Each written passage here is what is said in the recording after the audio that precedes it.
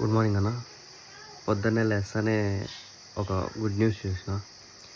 Channel అనేది మానిటైజేషన్కి ready అయిపోయిందన్న. So ఇప్పుడు monetisation పంపించేద్ది. దాని తర్వాత ప్రాసెస్ ఏందో చూద్దాం.